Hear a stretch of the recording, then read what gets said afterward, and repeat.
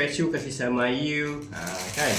Hari ni ada orang bertuah dapat device ni. Lepas dia test, mantap. Dia tak beli terus, tapi dia try. Berapa lama Wan? Try kali? Lebih 20 hari lah. 20 hari dia test. Assalamualaikum guys. Ni good news pagi ni. Ada seorang lagi clients, kita panggil clients. Never treat them as customer, clients. Okay, client is investment in relationship, customer is managing transaction. Okay, alright. So, Allah Akbar. Pagi ni kita unboxing. Seorang yang bertuah pagi ni dapat stok hydrogen inhaler baru. Sebab apa? Dia tak beli terus tau. Dia pergi test. Wan ni berapa umur Wan? 46. 46. Wan ada masalah apa? Masalah CKD, stage 5. Okey, CKD stage 5 yang sampai tahap nak buat transplant pun tapi dia tak nak.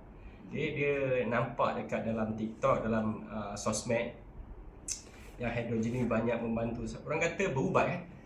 So kita ikhtiar lah. Jadi akhirnya Wan test power selama 20 hari. Betul? Ya, 20 hari. 20 hari test. Berapa jam ambil every Setiap hari Wan ambil dalam sejam 2 jam. 1 jam dan 2 jam. Akhirnya the result, Alhamdulillah ada perubahan.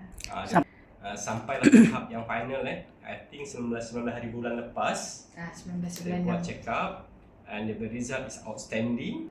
Bacaan macam potasium apa semua tu lah, creatinine apa semua tu ada perubahan lah. Untuk tempoh 20 hari tu pun dah ada peningkatan lah. So itulah, jadi akhirnya dia decide carilah apa cara. Orang kata kalau kita mahu, Allah bagi jalan.